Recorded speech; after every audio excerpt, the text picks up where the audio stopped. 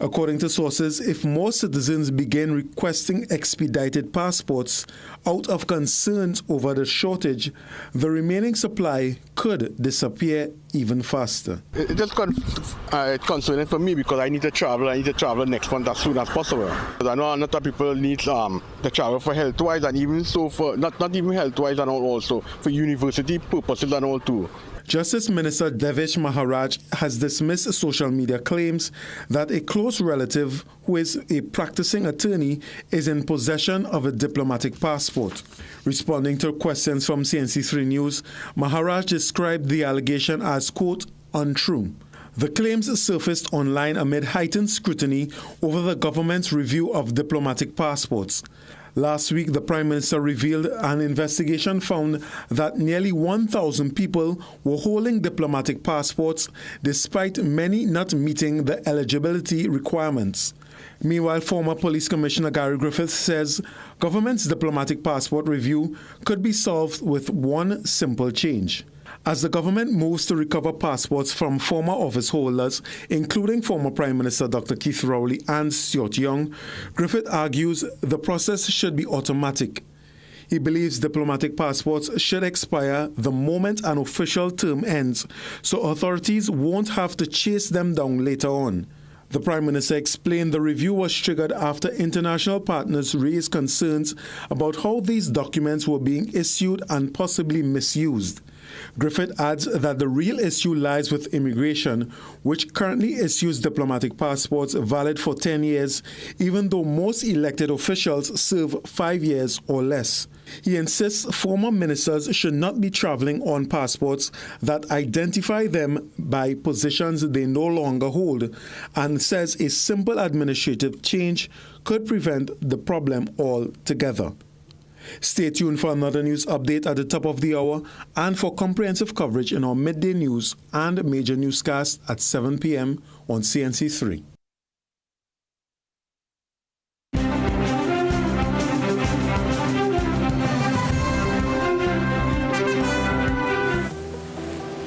Well, good Tuesday morning, Trinidad and Tobago. Today, Tuesday, the 7th of July, 2026. And I could tell you, it is an action-packed program. Some conversations are treating with some of the most relevant talking points of the day. Firstly, Beverly Ramsey Moore, president of Pan Trinbago, is going to step in to explain in detail what transpired at the tribe launch. I'm seeing where some of the Pan players would have been arrested.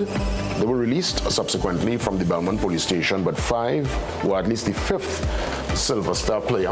And you know, my take on it yesterday was to follow more or less the spirit sometimes as opposed to the letter of the law. But then again, you know, rules are rules, and I need to get some more details, and that's why we're having Beverly Ramsey Moore on the program to really dig a little bit deeper to give us the timelines. I think the timelines are very important in this particular development because, as you know, the party was supposed to lock off, from what I understand, at 2 o'clock. And when it comes to extra duty with officers, when that time reached to lock off, they're ready to go. So I want to get some details. And of course, Christmas List, who is not, well, he's banned from coming into this country for life. But there's a case to answer. So Christmas List is going to step in to tell us what's the latest regarding his sedition case. That and so much more. It's Tuesday. It's your morning brew. JW signing on. I'm going to run in. See you soon.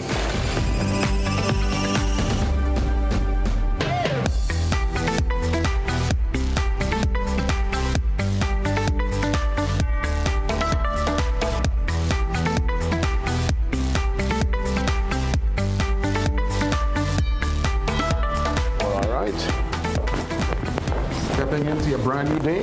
Today, Tuesday, there is lots to unpack as mentioned. Let me say good morning to you and yours. Here's hoping you can have yourself a fantastic day. Weather conditions are way better compared to yesterday. Very wet, very gloomy. At least we're off to a more or less clear start, but we anticipate more rain later on this week. So be prepared. Listen up to Sigourney and our weather report so we could let you know how to maneuver. Let's see what's happening via the front page on this Tuesday morning.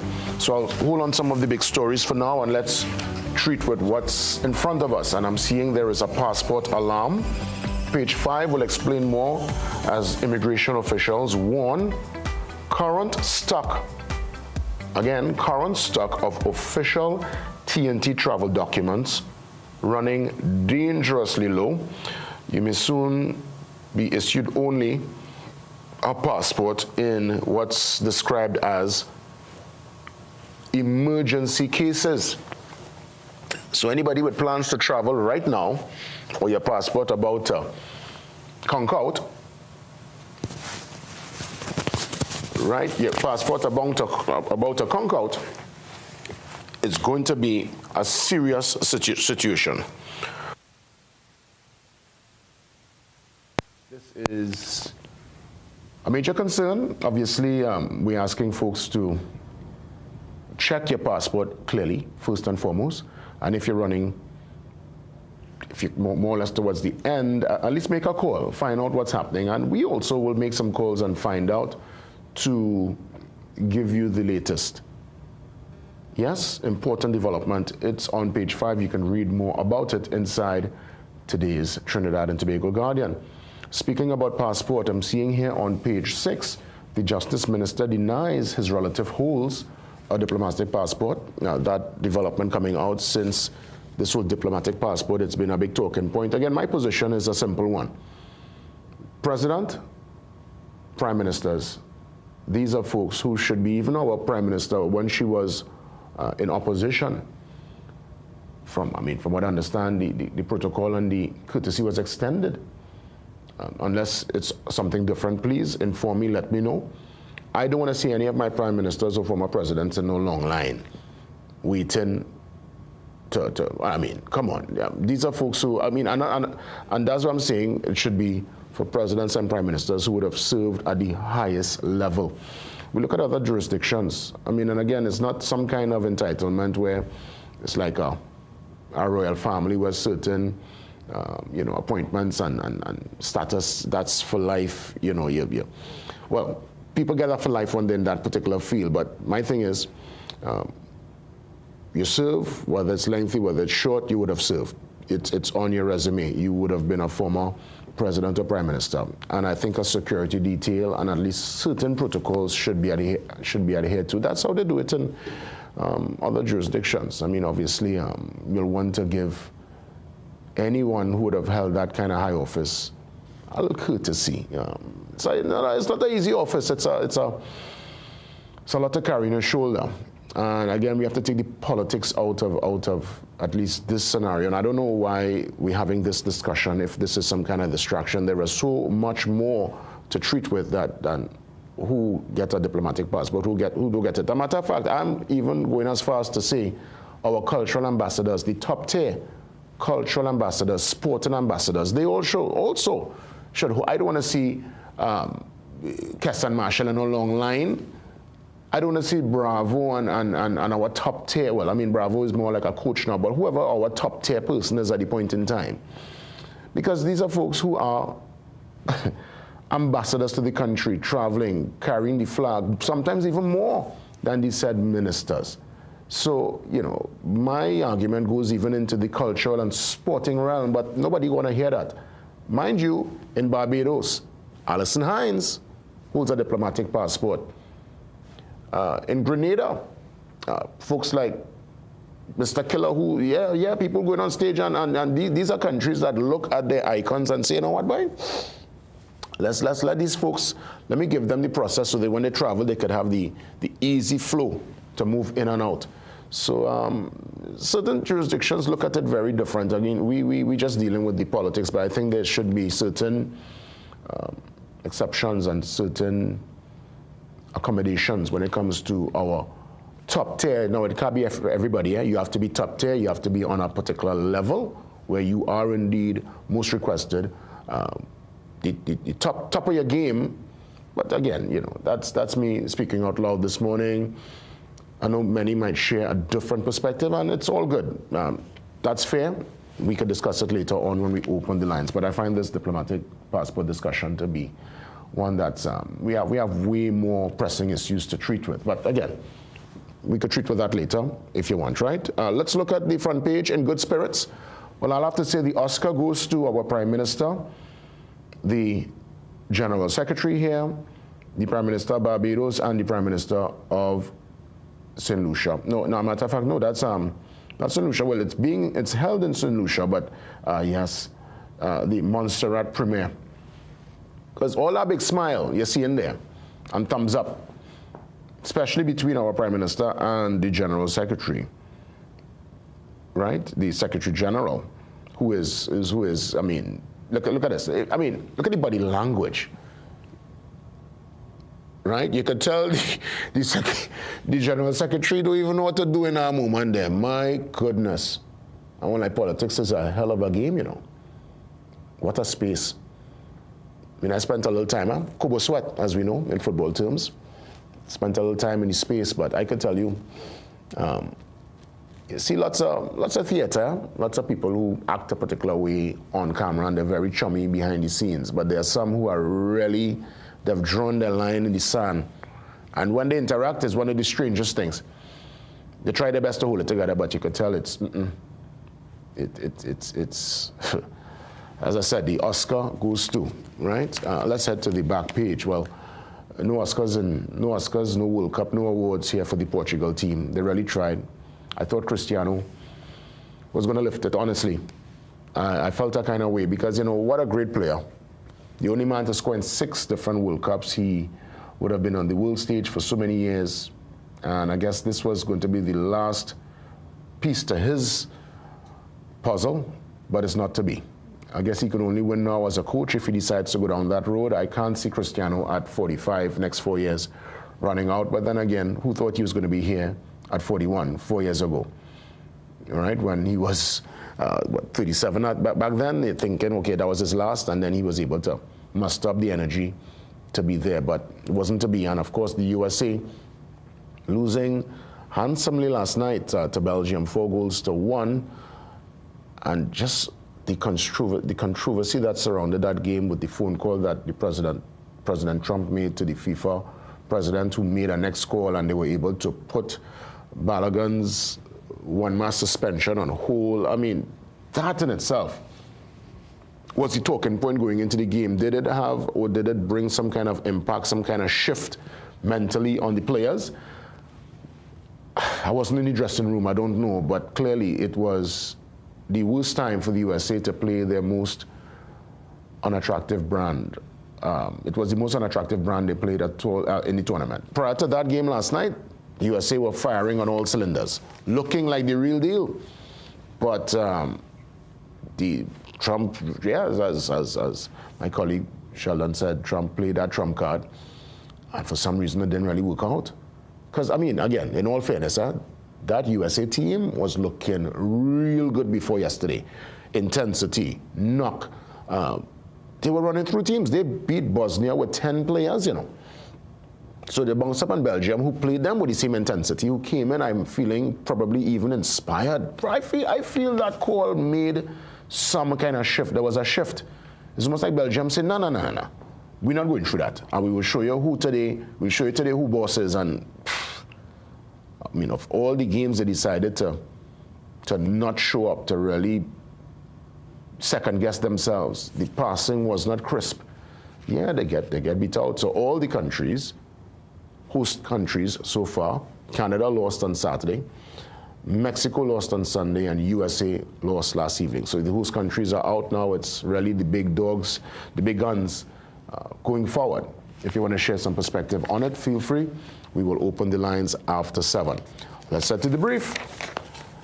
And yet again, as mentioned, you see that girl holding a Portugal jersey to her face? Yeah, that was the scene at full time yesterday for a watch party. Yeah, this was folks at the Offside restaurant right there in South Park, San Fernando. For those from South, they know, right? Lots of people taking a little time off to go into the little favorite watering hole, the favorite restaurant, to take in the games. And yeah, I could tell she didn't expect that one, you know.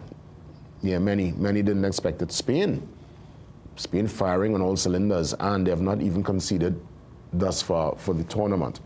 Also, Eco Heroes inspire students to tackle plastic pollution.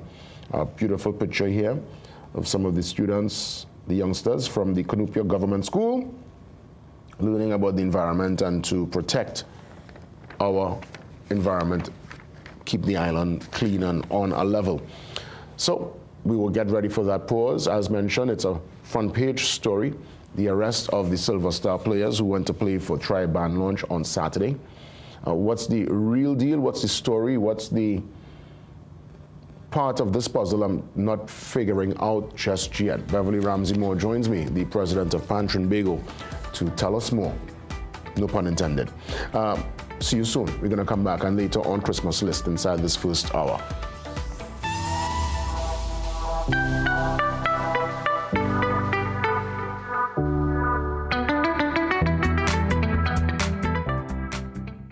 We are your one-stop, most convenient, most helpful, most caring community pharmacy. Our pharmaceutical services include dispensing medicines, repeat dispensing, clinical governance. But we also have a fully stocked convenience store featuring our refreshment aisle, grocery lane, personal care products, toys, pet supplies. We are most conveniently located out of the traffic, just 2 minutes off the highway in Heartland Plaza, Endeavour, Chaguanas. Contact us on 220-8705 or 470-5938 and visit us soon. Looking for the ultimate gaming experience? Welcome to Phase 22 Gaming Lounge, where gamers of all ages come to play, compete, and have fun. Dive into your favorite games on PlayStation, Nintendo, Xbox, or race on our high-tech racing rigs. And experience the thrill of VR with PlayStation and MetaQuest. Our lounge is safe, comfortable, and perfect for everyone. When you're done, check out the latest gaming systems, accessories, and even Samsung and Apple phones. Visit us on the second floor of Gulf City Mall or call 786-2404 to book your gaming session today. Everybody only worrying. Never ever worry. Don't mind how things looking hard. I tell them never ever worry. If your nice car get damaged bad, I tell them never ever worry. What I'm saying is true. So just consider Tatil is always right here for you. I tell them never ever worry. Don't mind if life make you sad. I tell them never ever worry. If your house get flooded out real bad, I tell them never ever worry. What I'm saying is true. So just consider Tatil will always be here for you. Never worry about a thing. Tatil, where people are people. You know what I mean. Breaking news. Something serious is sweeping the nation. Get seriously supersized savings on textiles, home goods, and much more in Jimmy Abood's Super Serious July Sale. Shop now at Jimmy Abood in Barataria and Port of Spain.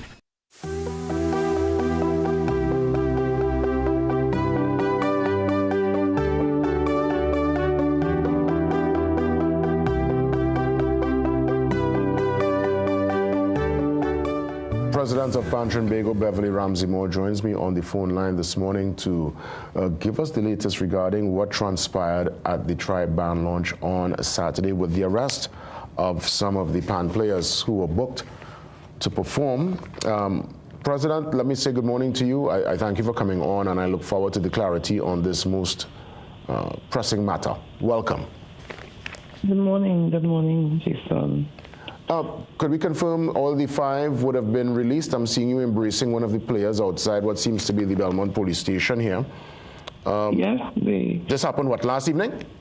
Yes, last evening. So I'm pretty tired because it has been an extremely long day yesterday, and then thank God they have all been released, the 5 of them. So I do hope that they are all getting a good rest. So what's the next phase for these Pan players? They'll have to appear in court. What's the latest on the legal side? Well, yes, they have to appear in court on Monday. Simple charges. What are the charges, President? I said simple charges, not any the usual. Yeah, like what? What charges would have been laid on the books? Well, basically the usual simple charges. Obscene language and resisting arrest, basically. Could you tell me the timeline? What time the players, in terms of their, because every show will have a particular schedule for performance, and I would imagine they would have been. Was it to the end of the launch? What was the timing for the band? So as a producer myself, in terms of Pan Trinbago, being an events-based organization, all right? So what usually will happen is that the court, you will get a license, whether it's a dancehall license or whatever license that you will get to put on the event, and they will give you a time as a producer. Now, the people that you hire, the performers, they are not aware of that, you know. They are not aware of that. So you follow instructions from the stage manager.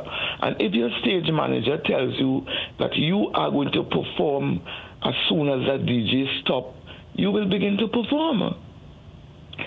If the show goes over time, then the police will then approach the producer or the promoter and say, listen, you're over time. You don't just go to the band and tell the band, or even if you go to the band, then you ask to speak to the person in charge. A plainclothes police officer going in front of a band and gesticulating, stop, stop, stop, stop, stop. These players will want to know why, and remember, they are ready to perform. So that is not the way how it is done. So I think there was a miscommunication, misunderstanding as to how, and then it's the anti-gang unit. So obviously, when they continued playing, remember they just started to play, and they were not even 1 minute into their set. Yeah, and I'm just trying to figure out here, this happened towards the very end of the performance. Correct.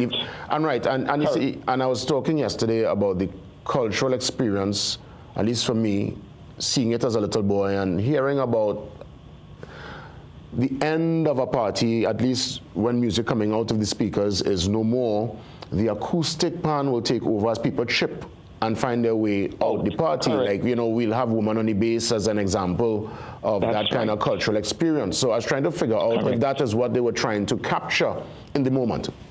Correct. And it listen to me, Jason, seeing that video, hearing those pans falling, the iconic musical instrument of Trinidad and Tobago. I mean, what went on? How? Why? Listen, the police, we have been working with the police for the longest while. I have never experienced that. They will come, Madam President, time, say, oh gosh. And they use their discretion and said, just give us the next 15 minutes.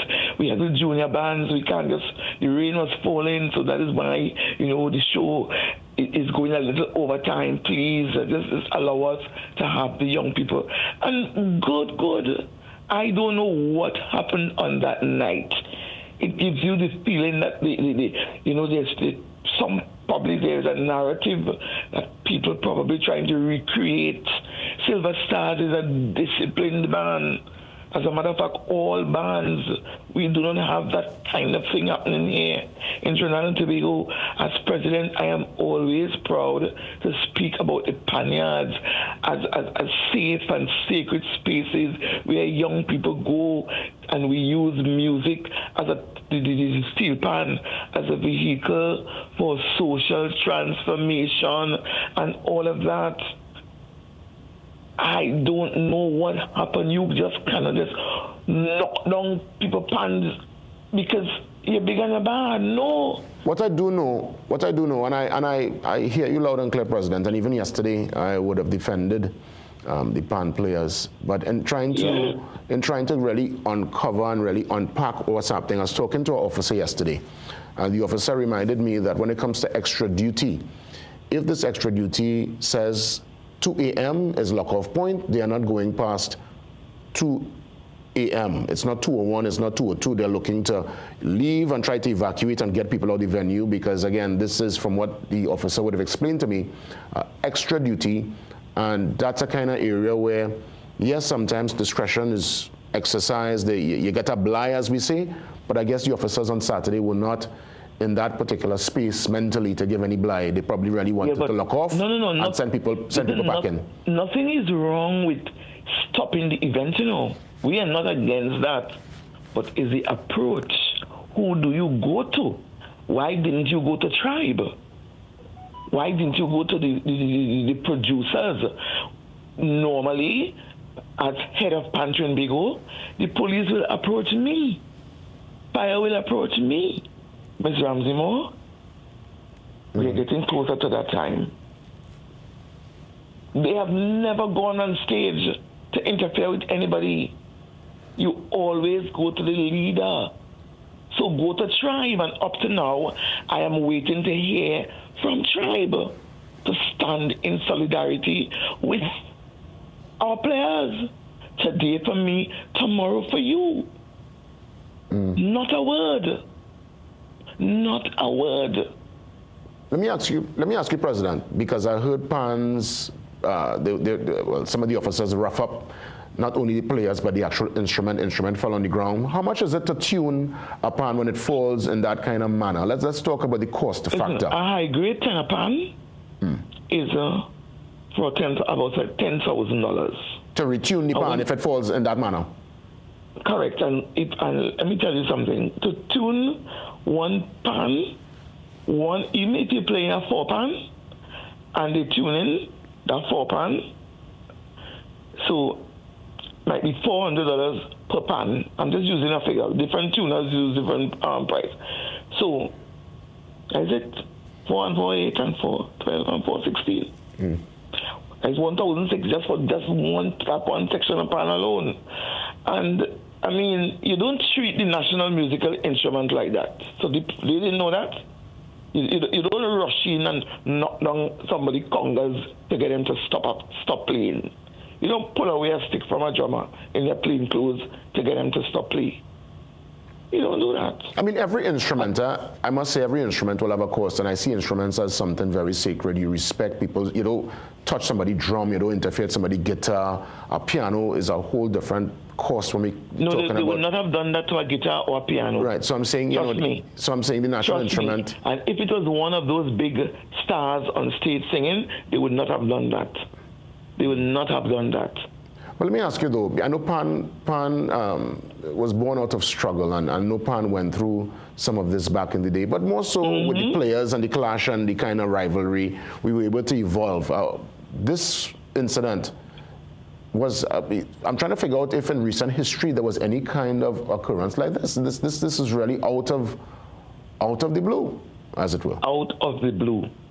The safest events you can go to, some of the safest events. Remember, Jason, when you go to the Savannah party, not even a scratch. Thousands of people jammed up on the drag. Vans coming through on the drag.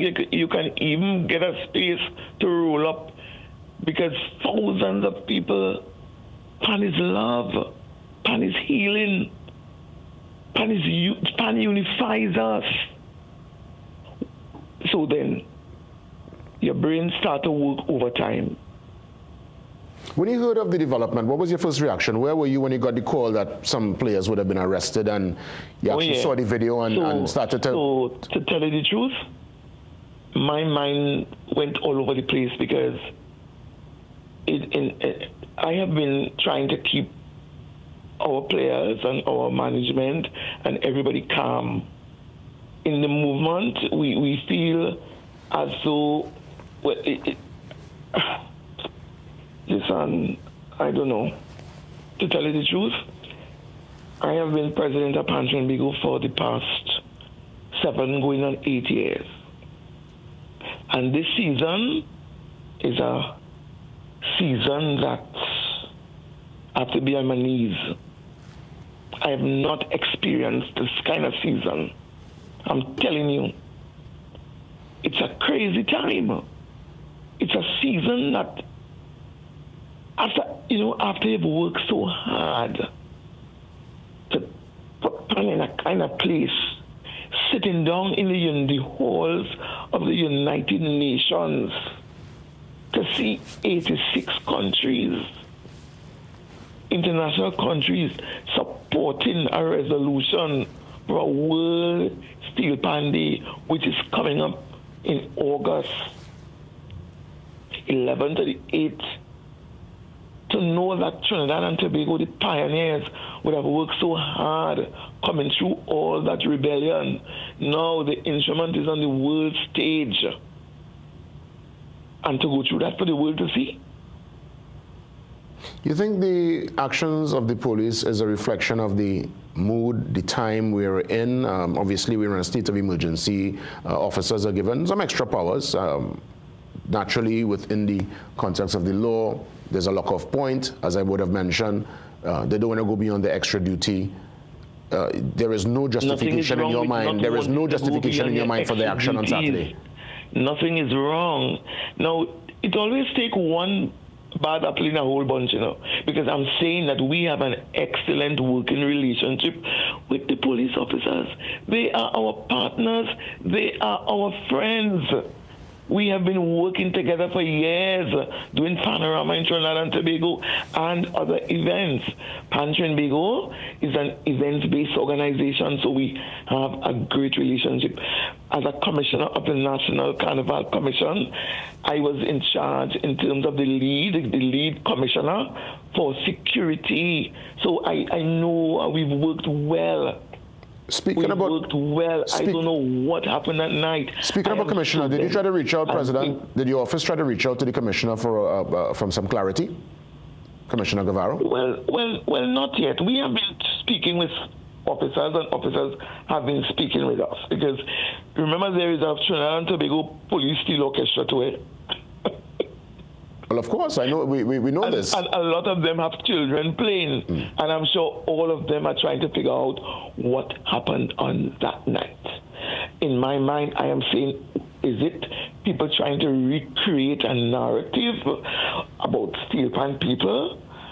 Not Silver Stars, not Desperados, not Phase 2. No band in Trinidad and Tobago behaves like that, unless they were antagonized and trying to defend themselves.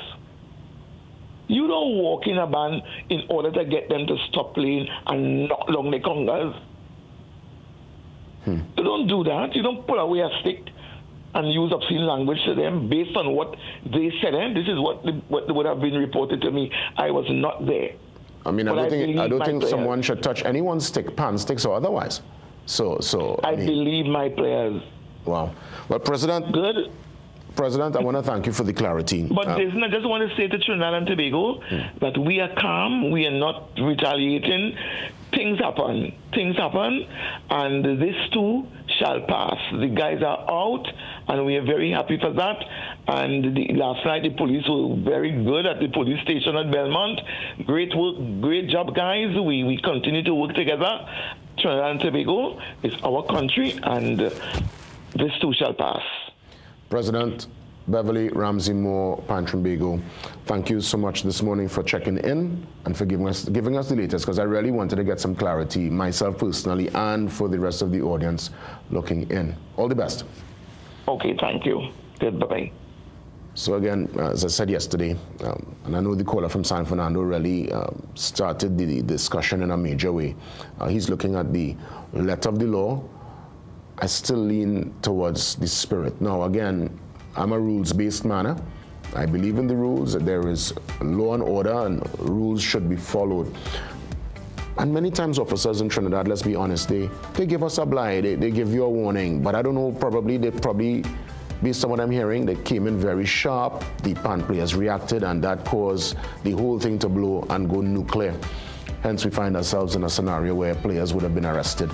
And the approach being a bit of a harsh one. But again, we have to understand the cultural moment and the cultural significance of pan towards the end of an event where the acoustic instrument takes people out in style. You chip out and but even that now is being lost.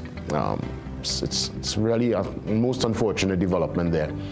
And we will keep you posted with any further details on the story. Christmas List, he joins us next. Deportation order update. He's on the Zoom line. Well, he can't come in live, you know what's going on. So we'll find out from Christmas what's happening.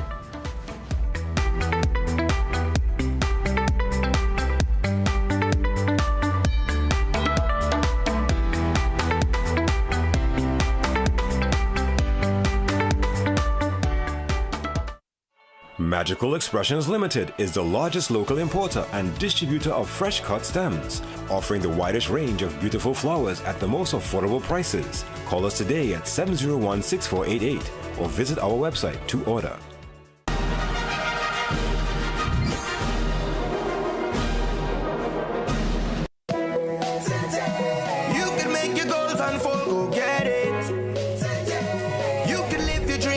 team, let's do this. You can get the help you need to succeed with Rand Credit Union. You can believe that you can achieve big goals, small ones too. Rand Credit Union, we've got you. No more waiting, that won't do. Make someday today. One life, so make it good. Live the way you know you should. With Rand Credit Union, yes you could. Make someday today. Live your best life today with Rand Credit Union. How can you do this? You know we're already struggling and now you want to add to our problems too? Of course you're back here.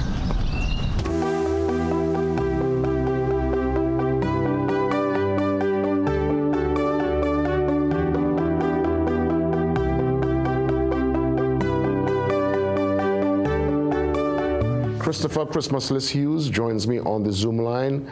Great to have you back on the program. I know you can't be here in person like the last time. You're still, or at least we, through you, will know what's the latest via the case. I know it's up for hearing in July, and we're really checking in Christmas list to get an update. Great to see you again and welcome.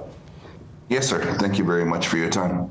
What's the latest on the case? Because I know as of the ban for life, physically, you're not allowed to come into the country, but is there going to be any particular lifting of that to accommodate you coming in physically to answer to the charges of sedition? To be honest, nothing is confirmed or approved yet. Recently, we heard in an interview, Mr. Roger Alexander verbally approved me to re-enter for my trial set for July 22nd. But as of yet, we've gotten no official response. So in order to actually have the ability to come back, we need documentation. And office has not submitted or replied any of that as of yet. So in a sense, if you were to book a flight, land in Piarco, you would be arrested from the time you touch the Trini soil? 100%. Either denied entry at immigration and or arrested. That's correct. But how does one answer charges if you're not able to be here physically? I would imagine one needs to lift that to allow you. So you just, if it doesn't happen before the particular date of the case, what's going to be your next move, Christmas list? And to be honest, like it's crazy to me. July 22nd seems like not too far away from now. I don't know, to be honest with you. You know, I've been told by the judge that if I do not arrive for my trial, that I will be found guilty. But yet I know that I'm not allowed to arrive. Right? It's a very confusing thing for me, and we've been going through this for months and months and months. Prosecutor has attempted many times to get the approval, and there's been no response, no official response. So it's crazy to me that I'm hearing more about my case through the news than I am through my lawyer at times. Not at fault to him at all. It's just that it's just been a disorganized mess. And we can confirm that you are ready and willing to come and face these charges in person, in the flesh. Yes, sir. 100%. You've run into you've run into matters, or at least run into the law in other jurisdictions before, so you're not new to this. What makes this particular situation so different compared to the other times you might have found yourself in a hot spot on your travels and doing your vlogs and social media work? In my YouTube career, let's say I've never had any problems anywhere. But I mean, prior to YouTube, maybe 10, 12 years ago, I got in trouble for having a drone. But it was like a personal project. It wasn't for uploading anywhere. I never, even after the arrest, I never in my wildest dreams would have thought this has gone on as long as it would. Like, I mean, the number of court appearances we've had, all with like little to nothing being done each appearance. It's just like, for me, it seems like it's been a complete waste of time for everybody, not just me or my lawyer, but I mean, for the amount of money that's being put forth by Trinidad, it's been crazy. Like, can you imagine? I probably had 50 appearances. We didn't get our final disclosure until like a couple months ago. We still, a couple days before my trial date, have no 100% confirmation that this is going to happen. And now I've heard that my judge could have some issues I've read it in the newspaper, and my lawyer said that he hasn't been appearing in court. So there's a pretty good chance that this will be my third judge that will be looking after my matter within the last 2 years. And every appearance thus far would have been using Zoom, using the technology, would have been a virtual court hearing? Not every, because I was stuck in the country for 3 months, and then they allowed me to leave, and then I had to come back for a couple court appearances. But I mean, over the last 2 years, everyone has been virtual after I left for the final time, yes. What's the personal and financial toll, Christopher, this is taking on you? Because obviously court is not an easy space to navigate, whether it's virtual or in person. Walk me through the personal toll and the financial toll, the cost factor to appear every single time. Yeah, it's a stress. There's no doubt. It's the most stressful time I've ever gone through in my life. Like, can you imagine on your shoulders knowing that there's a possibility that you could go to jail? And people know me as a YouTuber, but I'm a family man, and my family depends on me and the money that I make in order to survive. So you're telling my daughter that, I'm going to be going to Trinidad in July, and there's a chance that I might not come back for a few months or maybe a couple of years. It's been very, very mentally difficult. As a man, I try to put up this front that everything's perfect and I got to be a strong man for myself and for my family. But I mean, internally, it's been the most difficult time of my life. Now, at the time of your arrest, the then police, who is now Homeland Security Minister, would have appeared on the program. Is that going to cause any kind of conflict of interest? Is that any kind of issue in the case? We're talking here, Mr. Roger Alexander. Yes. I personally have no problem with the gentleman. I congratulate him for his new role. What my lawyer and I have suggested or requested was that he took himself from the deciding factor whether I come back to the country or not. Let somebody else from his office decide, because there is a possibility of him being called as a witness. We spoke personally about this matter, right? We did meet on camera for an interview that everybody can see on YouTube. It's still there. All my videos are still there. But we also spoke after the fact, and we just want to make sure I'm given a fair trial. Yeah. I was watching a vlog from you recently, and you went on record to state that, yes, as much as you're frustrated, you still want folks to visit Trinidad and Tobago. You still want people to understand that Trinidad and Tobago is a beautiful place. What brings that level of grace to your heart, even though the country that you speak of in such a fond way wants to put you behind bars? Well, it's not the country. They are the law framework and some within the power structure want to put you away. Where you find that grace in such a hard time? Yeah, well, I know, I'm smart enough to know that not everyone's going to go through what I went through. And they're genuine thoughts. I love the country itself. Nothing in the world could change that. And I'm a true believer that what's meant to be will be, right? I'm going to keep fighting because I know I'm innocent of said charges, but I wouldn't want people to take Trinidad and Tobago off their bucket list. I want them to go and enjoy everything I enjoyed, hopefully without getting in the trouble that I got in. Coming out of this experience in Trinidad and Tobago and the fact that you now have to appear in court and wait for a verdict, did you change any aspect of your business model? Did you change any approach when it comes to capturing footage in your other travels and your other exploits, really being able to capture in real time the live reality of a space? Was there any at all adjustments to the way you approach the game coming out of the Trinidad and Tobago experience? Nothing. I've learned that governments, if they want to, can find me guilty of anything, anytime, anywhere. But I mean, it hasn't changed my day-to-day. I continue doing what I'm doing. I still go into areas that most would consider dangerous. I still do interviews, and I still listen to whatever anybody has to say. That's my objective and my goal, is to show people neighborhoods and cities and countries that you normally wouldn't see. Any closing remarks to Trinidad and Tobago Christmas list? Yeah, I speak from the heart all the time. There's no reason for me to lie. I know I'm innocent of this charge. Sedition itself is a very, very, very difficult charge, mentally on my mind, but it's also a difficult charge for a prosecutor to find me guilty.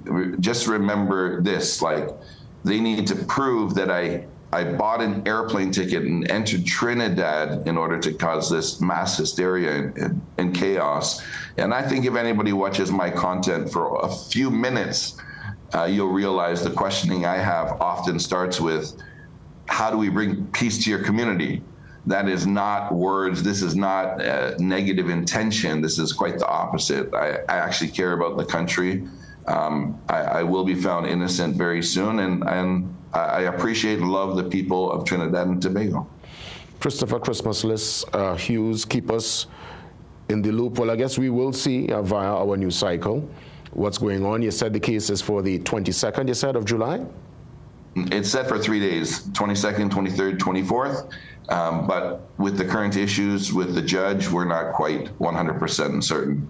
My next appearance is on the 14th, and that will give us confirmation. Keep us in the loop, Christmas List. All the best, and thanks for checking in this morning. Yes, sir. Thank you very much for your time. That's right, Christmas List. They're giving us the latest. What a drama. But again, when a case is before the system, I try to be very measured, and I will let due process take its course. But based on what he's saying, the 14th we'll know, and if he's able to attend in person the 22nd, 23rd, and 24th, and then there will be a verdict as to Christmas List and his faith concerning that sedition charge. We come back after the pause, get into our housekeeping, ways to contact us, the words to inspire, that kind of action. We're going to treat with that immediately, and then we get ready for the 7 a.m. news update. See you soon.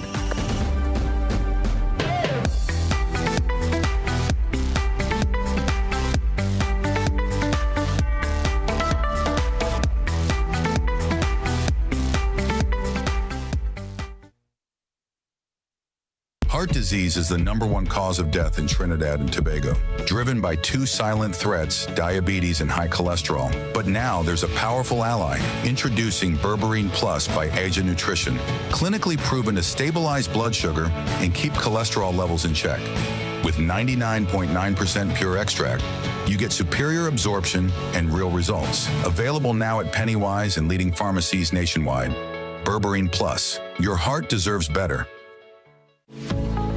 Get ready for the biggest business-to-business event of the year. The Trade and Investment Convention, July 9th to 11th at the Center of Excellence. Connect with buyers, distributors, and decision makers from around the world. Register today at www.ttma.com/TIC. Dress code in effect for business days with park and ride services available. Trade, invest, connect with the Trade and Investment Convention 2026. Every day, your nasal passages are exposed to dryness, from dry air, CPAP machines, oxygen therapy, sinusitis, allergies, and the common cold. When the nose becomes dry, breathing doesn't feel comfortable. It feels irritated, tight, and blocked. Introducing Nasogel Spray, a gentle nasal spray designed to help restore moisture where you need it most. Its hydrating formula helps soothe and relieve dryness inside the nasal passages, supporting more comfortable breathing. Nasogel Spray, so you can breathe better every day. Available at pharmacies nationwide.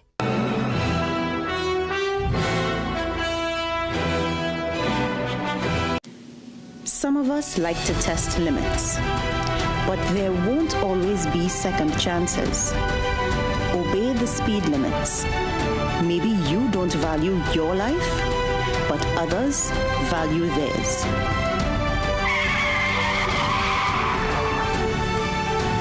A message from the TTPS.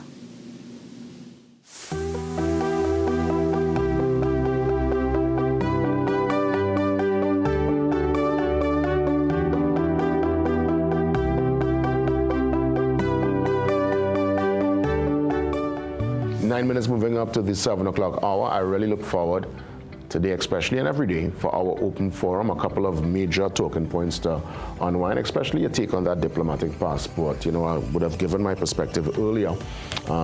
what I really want to hear from you. And let's put the politics out of it. We're just treating with leaders, people who would have served at the highest level, and should any courtesy be extended to them when they leave office? That's a simple consideration. That's all I'm asking. We are talking about who brother and who friend and judge and no. I'm talking here, president, you don't get higher than the president and the prime minister, right?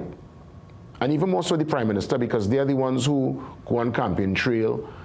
They really work the ground to get to that particular place. The kind of battles and the kind of negotiation they have to go through in terms of their own party.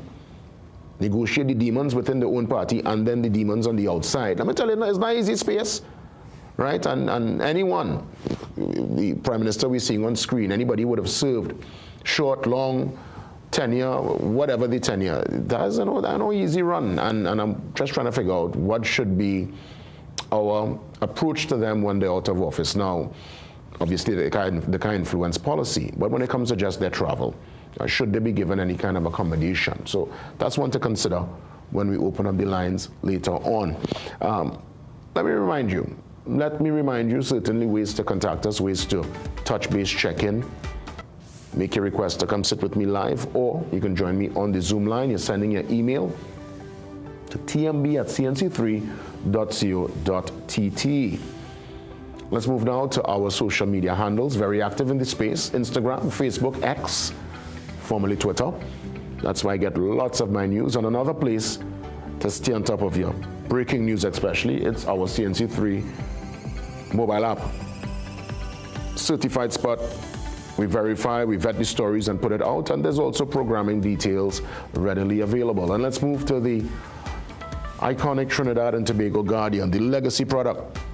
Here, listen, 108 years ago, the journey started, and we're still going strong.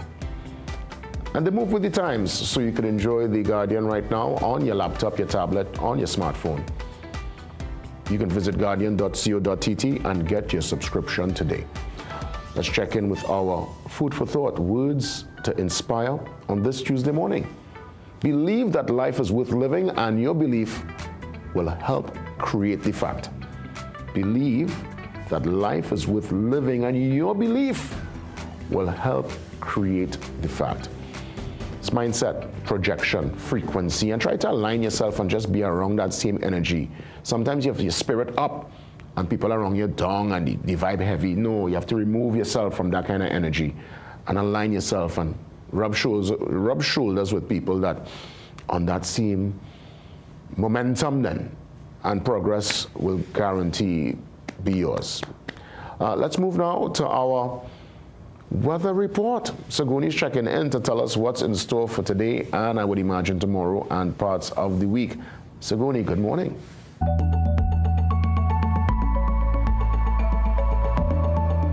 Hi there, I'm Sagoni Mohammed with your daily dose of weather. Well, the atmosphere is becoming much more active with the clouds thickening since midnight as moisture and instability ahead of a tropical wave interacting with the ITCZ, the Intertropical Convergence Zone, which will be moving across Trinidad and Tobago today, is bringing variably cloudy and breezy conditions along with scattered showers. There's also a low to medium chance of an isolated thunderstorm, especially during the early morning hours. Now, as the day goes on, we do expect a mix of sunshine and clouds, but with it, some showers before conditions gradually improve by the evening. If heavier showers or thunderstorms develop, well, you've got to be prepared for gusty winds, localized street or flash flooding, and the risk of landslips in vulnerable hilly locations. So if you're commuting during the day, give yourself a little extra travel time and keep the umbrella close by. Now, if you're heading out on the water, seas do remain moderate at this time, but conditions can become choppy in and around heavier showers or thunderstorms. There are no marine advisories at this time. However, it is always recommended to use beaches with lifeguards. Marine users, small craft operators, and sea bathers should continue to monitor conditions as the weather can change quickly with the passage of this tropical wave. So enjoy the quiet breaks between the wet weather while it lasts. That's your forecast, and that's it from me.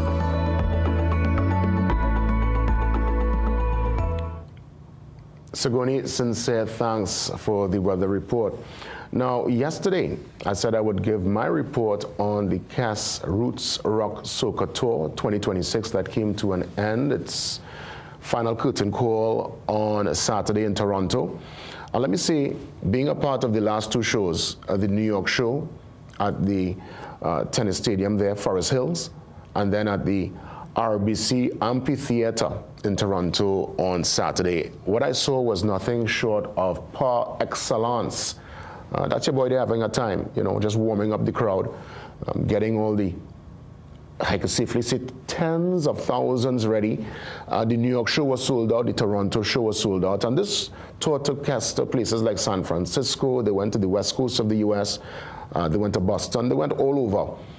And that New York show, it was something out of the movies. People were out and about, families, and non-Caribbean people too. It wasn't just the diaspora. Yes, Trinidad was represented, Guyana. We saw the flags of Jamaica, Barbados, all the flags, but we had people who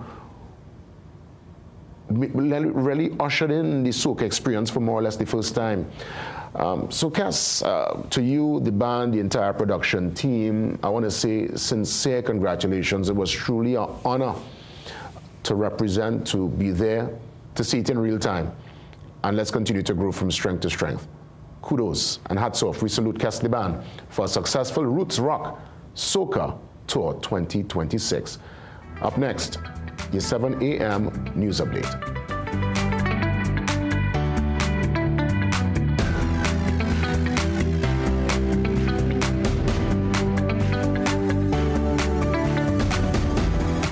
Detergent smells nice while washing, but when you use the new Downy Intense fabric softener, with its new multi-capsule fragrance, it releases an intense scent that lasts twice as long. With the new Downy Intense, you'll enjoy a rich and delightful fragrance that keeps you feeling fresh 24/7. We are deep into stoppage time, all. They must be careful here. Oh no! But hang on. They are checking it. It's going to be in the hands of the VAR. This is unbearable.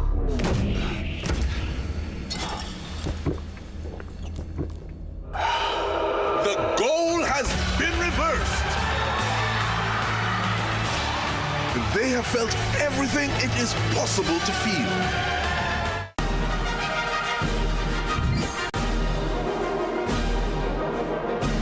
Nowadays, people tend to laugh at how some parents positively motivate their children. They think it's too extra and not necessary. But imagine if all parents did more of that. You see, motivating children gives them the energy and fuel to continue striving to fulfill their goals and potential. We need to recognize and acknowledge not only their achievements, but their efforts and hard work and progress. Praise them and encourage them. They need it, and a little motivation can go a long way to help them succeed. At the end of the day, keep trying your best. Share if you found this useful, and like and follow our profile for more parenting tips. The letter of the day is M for motivate.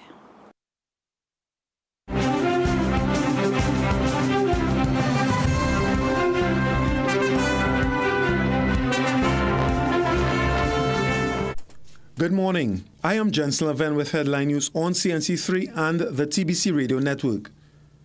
From 10 a.m. yesterday morning, CARICOM heads of government met behind closed doors for a 5-hour retreat scheduled to run to 3 p.m. Ahead of the session, Prime Minister Kamla Persad-Bissessar said leaders had several pressing regional issues to address before discussions began. I want to offer to those CARICOM members who are interested our prosthetic limb center, that they can bring their people down, and we will try to accommodate them. We have other areas for discussion. The ferry, there's a discussion about a ferry, that we can use our ferry on certain days and bring it up here to the Eastern Caribbean, or the higher up then. We have security issues to discuss, serious matters. We have been grappling with crime and crime surges in TNT, and apparently that is happening in the other countries in the CARICOM. So security matters will be another very major matter. And of course there is a matter with respect to the Secretary General. I suppose that may come up at this meeting as well. But CNC3 News understands the discussions stretched well beyond the scheduled 3 p.m. finish, underscoring the breadth of issues facing regional leaders. CNC3 News obtained a copy of a 22-page letter Prime Minister Kamla Persad-Bissessar sent to all heads of government 2 days before the meeting began on Sunday. In it, she argues that the process used to reappoint Dr. Barnett did not comply with the revised Treaty of Chagaramas. Persad-Bissessar also sought to clear the air, noting that the dispute is not about the individual appointed, but about protecting the community's constitutional framework and the rule of law. She is proposing that the issue be referred to the Caribbean Court of Justice for an advisory opinion, with all member states agreeing in advance to abide by the court's ruling. Pan Trambago President Beverly Ramsey Moore says she is deeply disturbed by Sunday's clash between police and PAN players. Speaking with CNC3 News at Pan Trambago head office yesterday, Ramsey Moore said the incident felt like an attempt to drag PAN men back to a time when they were at odds with police. She stressed she has full respect for officers and values the relationship between law enforcement and PAN players. But she admitted the arrest left her emotional. Mass band Berkeley Carnival Creations also issued a statement saying it stands firmly in support of the PAN men. Ramsey Moore says she hopes the matter is resolved quickly so the bond between police and the Steel Pan community remains. I visited the police station and I must indicate the officers are very pleasant and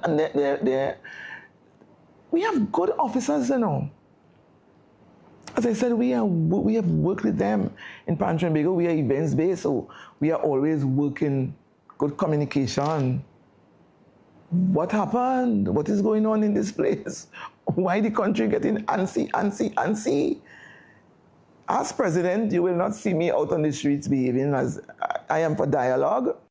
Stay tuned for another news update at the top of the hour and for comprehensive coverage in our midday news and major newscasts at 7 p.m. on CNC3 News.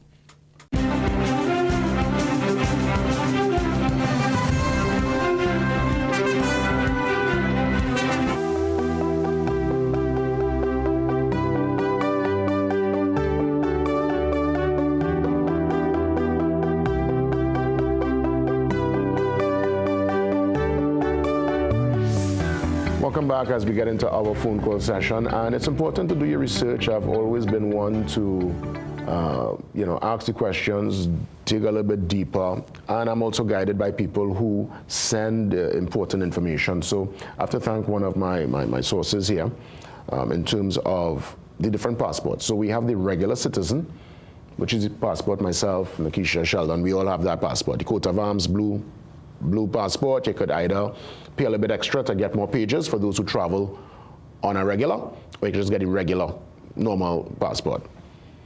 You have your official passport, which is, when I think about it, and I spoke about the folks like Alison Hines and Mr. Killer and others having, they might say the diplomatic passport is probably really an official passport here, because the diplomatic passport is the one where I believe there is a particular exemption when it comes to prosecution.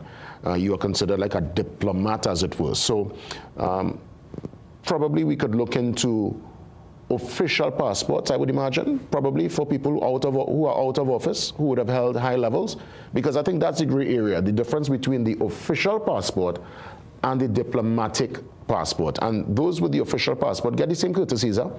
No such a long line, you could go through the airport fast. That's what I'm looking at. I don't want to see no former top person have to stand up in a long line and get rubbed down.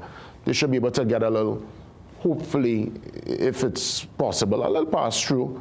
But then that's my perspective. Yours might be totally different. Let's hear from Sheldon, who's on the line, I think. Indian Central, right, Sheldon? Yes, I'm from Central JW. Yes, man, welcome. JW, you are on point, because I will tell you something. If somebody sues a country in question, they should be treated a particular way. Now, Jason, I'm not ashamed to say that I was very close with the former Prime Minister, Mr. Basti Pandey. Before he passed, I spoke with him. Before also Patrick Pandey passed, I spoke with him on the phone. We had that rapport going. I'm more in depth with Basti Pandey, and I was shocked to know that security details was not with him when he left office. That was removed. And I think that reflect that we don't respect our office. People who hold or held high office, we don't respect what they have done and what they have contributed. Jason, to me, that's a shame on this country. Before we look to solve the issue at hand, we look to fight each other.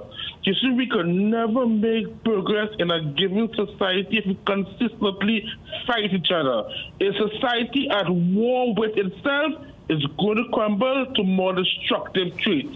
Jason, I'm not going to personally take, I know him, because me and Bass, I call him Bass, we spoke intensely about many things, taught me a lot. To me, that's the greatest shame in this country. I will close with this. A house divided cannot stand, and we have to ask ourselves, are we divided, and how are we standing? And if we claim to be a progressive society, we should understand that people who hold high office should and shall be treated a particular way. Thank you, Jason. All the best. And you know, he touched on an interesting point, moving away from the passport for a moment. Security. And Shogunas is standing by, but I just want to say this, Shogunas, really fast. If indeed, while somebody's in office, there are threats, which happens all the time. I mean, I was just running for office, and I was being threatened, and I had to move with a plainclothes policeman, Shogunas. You probably don't even know that part of it, Shogunas. When one gunman said to come at me when I ran in 2020, I had to move with security, meeting me home, all in the grocery, I'm moving with this guy, right? So that was my lived reality, and I was just running for a seat. So one could imagine when you're actually in the position. Look how life funny, right? The position is one that's given by the people. They're the ones who employ you, and they're the ones who fire you via the vote. And you have to come down, as everything else, back to life, on the ground, and walk the road like a regular citizen. Should people who hold the highest office still be given a little security detail? Because the reality is, if somebody want to touch you, they could touch you then. That's the reality. There are many presidents. I remember I saw Kamuna, former president, in the grocery by himself with a hat, trying to be as discreet as possible. And if I wanted to walk up to the former president and do anything I could have, nobody's going to stop me. So I just find it's kind of weird that one day it's security detail, get on the road, you know, police escort, and the next day, I guess probably that's the nature of the game, and that's the humbling and the boiling down point to make you recognize that it was just for a moment. I don't know. It's a real circular argument. Huh? Shogunas, welcome. Thanks for holding on. I just have to get that out of the system. Yeah, of course. Pleasant. Good morning, Jason. Good morning to you. Well, Jason, we see all them confused who hosting the or co-hosting the World Cup now. Everybody going home now, right? Well, I mean, they're already home, huh? The reality, they're going to the yard. They're already home. Yeah, they're going to the actual home. Yeah. Yeah, it was surprising to see that that Mexico lost too, right? But you know, that's how it goes, right? Yes. What I want to say, Jason, this morning is I congratulate the Prime Minister on the issues that she would have raised in the meeting, right? I don't think that she has anything against Ms. Bartlett, but it's just a procedure, right? The way how it went about, right? In re-electing the person, right, to be the secretary. And I think that we need to always look at the procedure and the way how we adapt and the way how we do things, because it could be misconstrued that, listen, that's favoritism, right, because of the correct procedure not going through, right? So, yes, there's a lot of issues to deal with in this country, but there's only so much that could be done. There's only so much that could be done at one point in time. Things take time. Things take time, Jason. And there is no green light, right, for people to be lazy. All I am saying is that we need to give the government of Trinidad and Tobago a chance, right? Everything is not right. Everything is not all and well. But like I was saying yesterday, right, it's been 16 years out of the 64, which is equivalent to 25% of the time, right? That since independence from 1962 till now, right? It's been 16 years out of 64, which is equivalent to 25%, right? That the PNM has not been in power, right? So sometimes we need to look at the fact that, hey, listen, we need to look at that trend, Jason, and it's like you with a lady. And you with a lady, and she only bringing you down, she using you, but all they might have nice times and things together, but for some reason, you just can't find yourself going back with this person. You're done with she, you start to progress again in life. You come and you meet she up again, or let's together, and she keep pushing you back now again. You have to know at one point in time in your life what's working for you and what's not working for you. Everything, listen to me good. I understand that all is not well with no government. No government. Every place has corruption. Every place has a little hand going in the cookie jar. And I don't ever condone that. But what I am saying here, Jason, surely 7 out of 10 is better than 2 out of 10. And we need to understand clearly what we're doing in this country. You have a good day, Jason. All the best, Trigonas. And while Trigonas makes his exit there, just a quick reminder, because I'm getting the information, and I just want to read as it steps in. You know what? I'll treat with this after I hear from Pleasantville, because I have some information on the powers, really, of the diplomatic passport. Pleasantville, good morning. Good morning, Jason. Welcome. Yeah, thanks, Jason.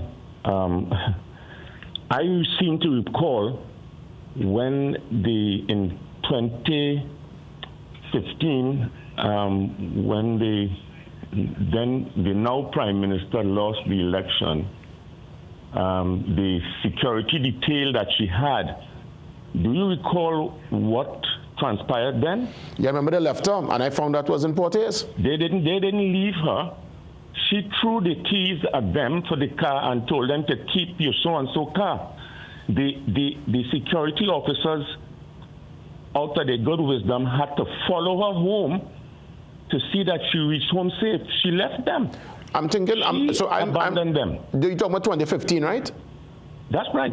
Because I remember they would have said, I hear a different version of the story. I heard the security, when they realized she lost, they just pick up themselves and they left, and she had to make her way. No, Jason. So I heard a different story then. But you check it out. But what I'm saying is, Jason, you don't endanger people's lives. If you're speaking about security and security for the region, I see where the Prime Minister is now in St. Lucia there. Yeah. Even though she's doing her own thing down there, arriving when she chooses to avoid certain situations, she's offering security for the region. She's offering prosthetic help for the region. She's offering regional transport, inter-island ferry. That inter-island ferry was dealt with Dr. Rowley, Mia Motley, and President Ali. And as a country at the time, in 2024, our Prime Minister promised to give the galleon passage towards this venture. And he's the only one that did something about it at the time. The 2 other countries, with all due respect, offered nothing. So it stayed right there. But what I'm saying, Jason, is this is not about giving the Prime Minister or give the government a chance. This is not a lottery that we are running here. This is a country that is in crisis in the region. It is in serious crisis. Yeah. This is our lifeline. We are seeing where people are packing up and considering leaving this country. Businesses are considering leaving this country. This is serious business. So as a Prime Minister, you want to be seen in photo ops, but to be seen is to be believed. And you have to come out and address this population, face the media, and take the inquiring questions from the media so you can be believed or misunderstood. President, thanks for checking in. You know, I'm watching here as it pertains to the passport, right? So it says here, and this is an official document, the Trinidad and Tobago diplomatic passport is strictly reserved for high-level state officials and accredited diplomats actively representing the country internationally. So we're talking here President, Prime Minister, cabinet ministers, and ambassadors. It is tied to their active term in office and does not automatically grant diplomatic immunity. The official passport, however, is referred to the official or service passport that is issued to senior government officials, technical specialists, members of parliament without cabinet status, military police personnel conducting specific state duties on temporary assignments. And of course, well, both passports facilitate travel benefits. So you go through, if you notice when you come in Piarco, you see diplomat and official line. So you go into that line. If the line long, if you land in JFK, you land in Miami International, you land in Houston. If the line long, you could go straight to the diplomat area and you are processed quick as you would. And you're out of the airport. Well, you have to wait for your bags, obviously, but at least you're out of that long line. You'd have to stand up and just there. We have all been in those lines. For those who travel, you stand up on the line long, and you're just laboring. You want to see a former president or prime minister in that line? You want to stand up next to them? I guess you have to answer that question and be honest with yourself. Is that a yes or no? Yeah, so what an interesting development. But I feel all this is part of a distraction. There are so much more to treat with at this point in time. So I don't know why, this all of a sudden come up. But who's on the line there? We have one more? Okay, so that's it for the calls. We'll continue with it tomorrow. We have been given the instruction to go to the break, so we come back with more conversations inside the second hour of Your Morning Brew. Our digipreneur, have no fear, he's up next.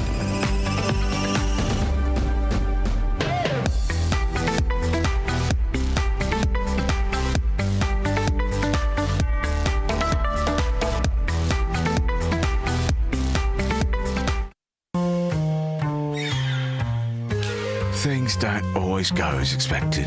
Be ready with Trinry for auto, home, business and group life. Call us at 800 Trin or visit trinry.com today. Huge insurance premium. Pay your premiums bit by bit with FlexiPay from Trinry. For more manageable auto, home and commercial insurance payments, call us at 800 Trin or visit trinry.com today. Trinry. Premier insurance coverage for less. Move from CXC to your business management degree in just over 2 years with the globally and ACTT recognized ABE qualification at CTS College. Students with limited CSEC passes or mature candidates with work experience can enroll. Each level can be completed in under 6 months, with a diploma awarded upon completion of each level and a bachelor's degree awarded at the end of the entire program. Contact CTS College today and ask about our flexible payment terms. Gaming Express Limited is a premium importer and retailer of the highest quality brand name electronics. We stock the widest range of PlayStation, Nintendo Switch, Samsung and Apple devices and accessories.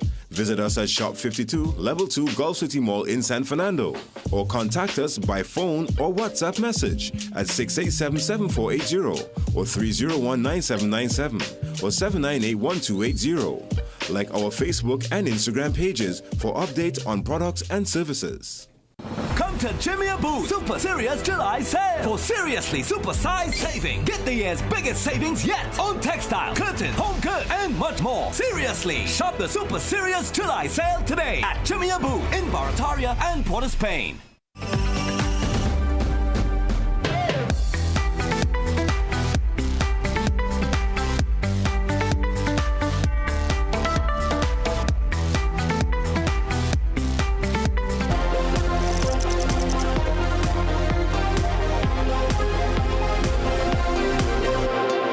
Have no fear, the digipreneur, he is here. Karen Rose checking in from Thailand. As always, Karen, we say welcome. And before we even get into the topic, just to find out how your week went, how things going for you out there. I mean, the man is on the next side of the world. We were actually discussing prior to him coming on. I think they're just a little sorting out a little technical part of it.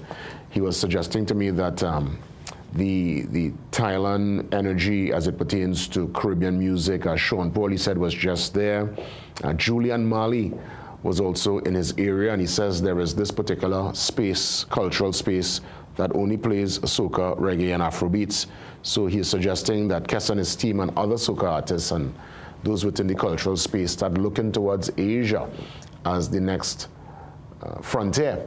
You know, naturally we do our tours in North America, Europe, but there are certain parts of the world are still very much new territory, virgin territory as it were, and we could tap in. Because they know the pan is out there, but as it pertains to the actual music and the bands and the personalities to really go out there and promote it. And I think soca, from what I've seen with Kes the Band and that Roots Rock Soca tour, we're on the cusp of something truly tremendous. I mean, Kes, he's been able to take it to the highest heights, and it could only get higher. And again, kudos to his production team, to his performance, his band, to everyone that had a hand in putting that tremendous tour. And why not take the Roots Rock Soca to Thailand next year, to the Philippines, to China? You understand what I'm saying, Karen Rose? Because you're out there and you're telling me that the Caribbean audience is growing, and there's an appetite for the energy. Oh, yeah. Yeah. Oh yeah. There's definitely an appetite, and I mean 2027 April Soca Weekender actually has a 7-day Trinidad style carnival happening in the Philippines, April 2027. So that's Soca Weekender. So there is definitely a growing appetite. There are more Caribbean restaurants that are coming out right here in Thailand. If you ever come out to Thailand, you come to Bangkok, go check out Bar Froze. Bar Froze is a bar. They specialize in Afro beats, soca, dancehall. You're going to get the Caribbean flavor. And it's next door to Frying Pan, which is one of the biggest Jamaican spots out here. And it's packed. Caribbean people from around the world come there and have an amazing time at that Jamaican spot. So, Jason, if we have the Jamaicans opening up restaurants, Trini's had to come out here and start doing some tours, and we got to bring the food as well. Well said, well said. And wherever there's the food and the culture, well, wherever there's the food, the culture will also follow. Because people travel with their food, they travel with their music, they travel with their culture. Yes?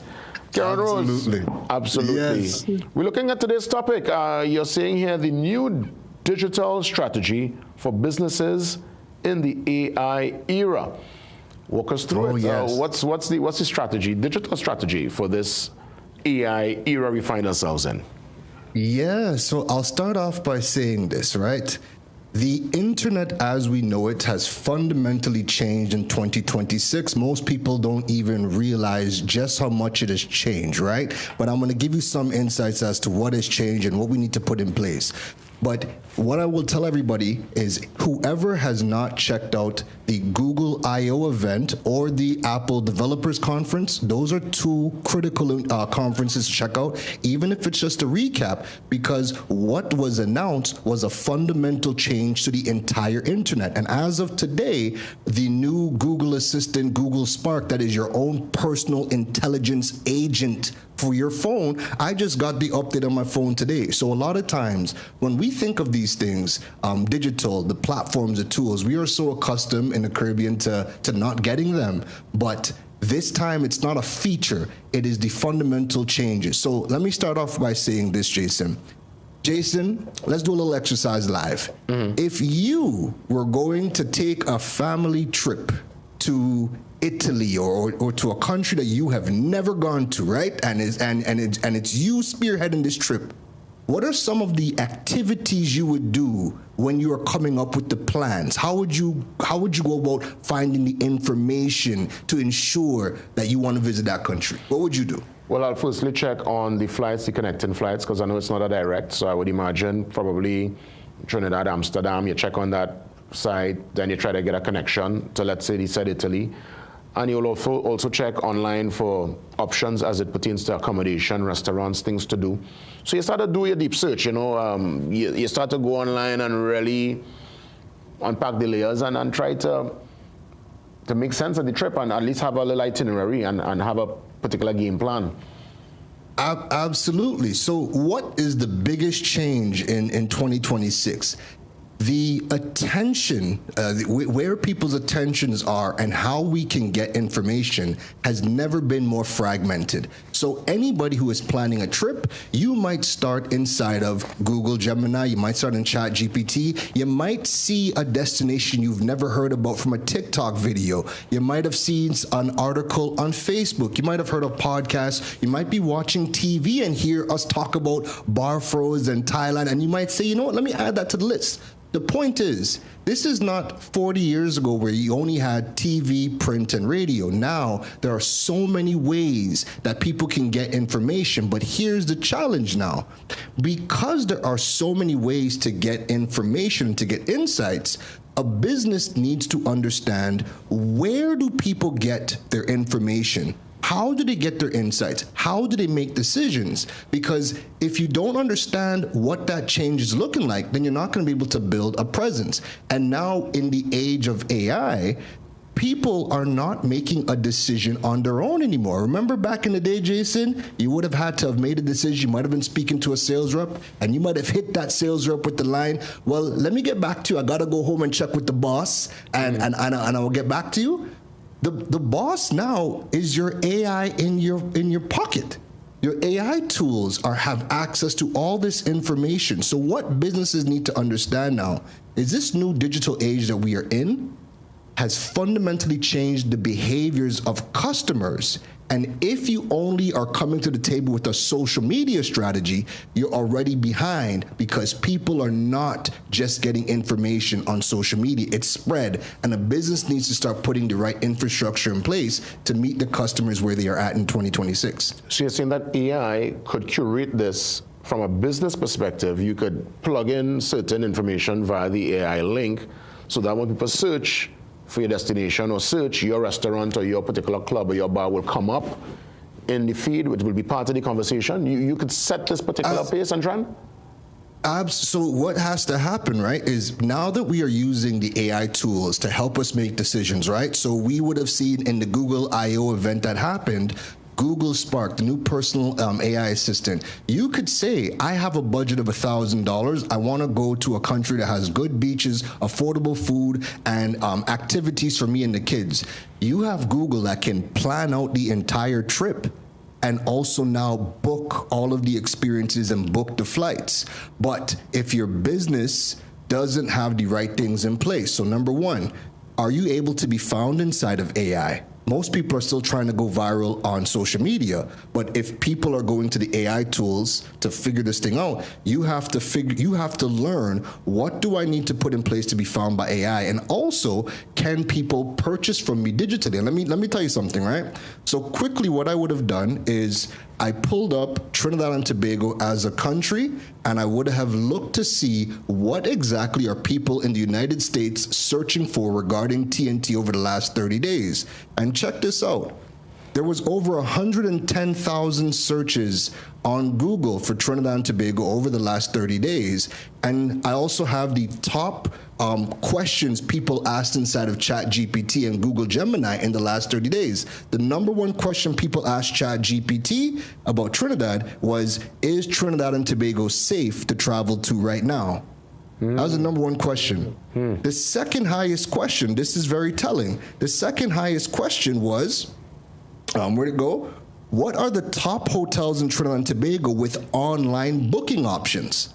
So AI can do the research, AI can do the heavy lifting. And now what's happening is people aren't necessarily just going to Google, typing in a question, and then going through all the research on their own. They're asking the tools, Google Gemini, the AI mode, ChatGPT. So the AI tools can do all the heavy lifting, do all the research, and we now come in at the decision-making factor. But if your business, if your activity, if your service is not showing up in the recommendations, you are in fact invisible moving forward. And this, as you look at projections, Karen Rose, as you analyze the way forward, this trend is not going to change. This is the new normal. This is the new normal. Like I said, this is the new normal. So because the technology that has come out has changed customer behavior, because now, Jason, it doesn't matter whether somebody is tech savvy or not. We are going to the AI tools, whether it is through Google's AI mode, whether it's ChatGPT, Claude, you name it. We are going to the AI tools more and more to make decisions. And Visa just announced a couple of weeks ago a landmark agreement with ChatGPT, where now they're going to be processing, doing the processing for products and services within ChatGPT. So somebody can now be able to go to the Google Geminis, the ChatGPTs, and say, hey, I'm looking to go and buy a phone. They go back and forth, give it all the context. If your business has a website, and I know we run away from websites in TNT, but if a business has an e-commerce website, creates content through articles on their website, and also has the products available, ChatGPT and the other AI tools can pull the information and give it to people as recommendations inside their sessions, but also when they're ready to make a purchase, you are going to now be able to make the purchases all inside of ChatGPT without ever having to leave the AI tools. Businesses have to put the infrastructure in place, website, e-commerce, the ability to receive money. You have to put these things in place in order to participate. Otherwise, people will just buy from everybody else and not your business. Yeah, and that's how you put yourself, you give yourself that competitive edge and you make yourself part of the global conversation, because you're not going to limit yourself to just a local audience anymore. Absolutely. So when we talked about digital payments a couple of weeks ago, right? The goal is you're not just thinking about people. People make the mistake of every time we have these conversations, Jason, people keep thinking about the person next door to them. We're not just trying to build businesses for people within our communities. Our biggest challenge in Trinidad and Tobago is foreign exchange. We have to get people buying from outside of TNT. But in TNT, we refuse to put the basic infrastructure in place for our businesses. If you don't have a website, you're not creating content on your website, you don't have e-commerce to be able to sell your products and services digitally, you don't have things like Google Business that allows you to show up inside of Google Maps. These are things that everybody is using, but also the AI tools use these things to get an idea of who you are, what your business is, and what you sell. And if you have them in place, you're going to be part of the recommendations. But if you don't, then ChatGPT will just dismiss you and showcase your competitor. Or worse yet, they will just showcase other countries or showcase businesses and products and services from other countries, and we lose out on that money to bring it into the country. Well said, Karen. We're looking to wrap things up. Great conversation as always. How can folks contact you to just keep it going? So check this out. I'll throw this in, shameless plug. If you want to learn how to build your new digital strategy for your business, I have a workshop coming up this weekend. CNC3 is the code at checkout, and you get 50% off. Just go to KarenRose.com, look for the webinar section or the workshop section, and you'll see all the details. And again, this is to help you position your business moving forward. And the last thing I'll say, Jason, is the passport situation needs to get fixed. People are only thinking about the people in Trinidad. What about the people on the other side of the world? All of our students, people around the world that carry Trinidad passports. We have to send our passports in to a closest consulate to be able to organize our passports. So the passport situation is not just about people in Trinidad. The people outside of Trinidad need the passports even more. This is a situation that can end very badly. We got to get that fixed. Definitely, Karen Rose. Thanks as always for checking in. Have a great one. God spare, we'll touch base again next week. Take care. That's right, Karen Rose, our digipreneur. Up next, conversations on cancer. Dr. Vasant Bastio joins me yet again. It's UV Safety Awareness Month. A very important conversation ahead with Dr. Vasant Bastio.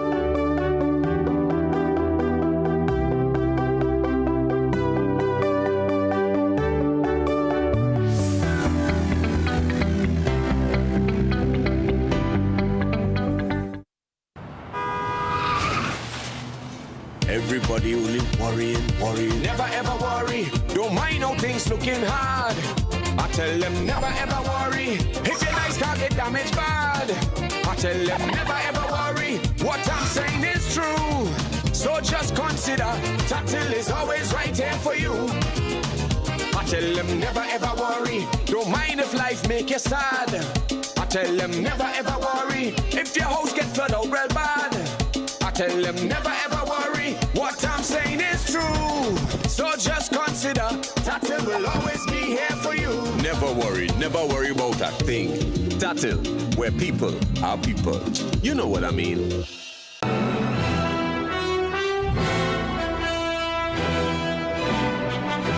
Downy Unstoppables are laundry scent boosters. Add a capful before each wash and you'll be amazed. The blast of freshness that lasts and lasts. Whoa, what a blast! Even at the end of the day, you'll still be enjoying that blast of freshness in your clothes. Downy Unstoppables, the blast of freshness that lasts and lasts.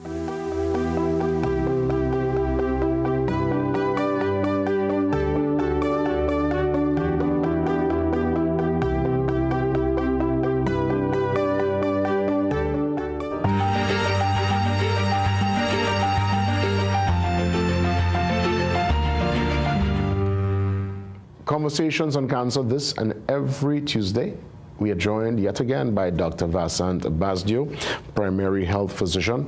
And I want to say, Doc, as always, sincere thanks, man. Great to see you. And I look forward to our discussion this morning.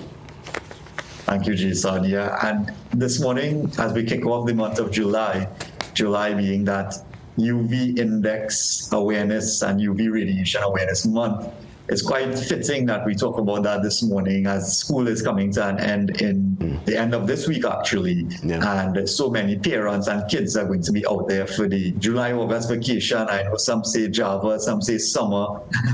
You know, so we want to have an open conversation this morning about what we can do to protect ourselves and the risks that we face. Yeah. Let's face the elephant in the room. Many dismiss this UV discussion because they tell themselves, well, hey, I done dark already, I black. Exactly. Sun can't bother me. I melanin, I have no shortage in that regard, and I figure that's more for the tourists. That's for them people from Norway and Canada. But from what I understand, this, especially with what we're going through, the kind of extreme heat, this could impact anyone. Exactly, and you know, that is exactly why the conversation is applicable to us here in Trinidad and Tobago, and by extension the Caribbean, and anyone who is colored and have more melanin in their skin. So we may think that we are more protected than our Caucasian brothers and sisters, but actually we run the same risk. Now, there are genetic risks, especially with the skin cancer known as melanomas. But there are three types of main skin cancers: basal cell cancer, squamous cell cancers, and melanomas. And here in Trinidad, we are grateful and thankful to be so close to the equator, where because of this exposure to the sun, we generally have lower rates of, you know, depression and mood disorders. But that also means that we also have higher rates of UV exposure. Now, generally, the UV index is a scale from 0 to 11 plus. And you would believe majority of days here in Trinidad and Tobago, we are 8 plus, sometimes 11 plus. And that is when that exposure is most dangerous. And let's be real, we love our sunshine, going to the beach, going down to Maracas, many persons making a trip down to Gulf, playing cricket, football, you name it, doing some yard work. We never really thought about protecting our skin. And that's why we're here today to clarify these myths and misconceptions. So for the sunbathers, those who literally lie down in the bikini, some women might actually take off the top just to not get the bikini line, and they lie there soaking in the sun for hours. That basically what you're saying to me, that is not the best practice. Yeah, so you also have to understand that, look, for instance, when I visit Tobago or Sister Island, we have a lot of tourists that generally came from the European, UK, Nordic countries. Their sun exposure, Jason, is very low and less compared to us. You ask most of your colleagues and friends in the UK, it's dark and gloomy and it's less sunlight exposure. So you find that these more Caucasian persons would come and sunbathe. The problem here in Trinidad and Tobago is the cumulative effect.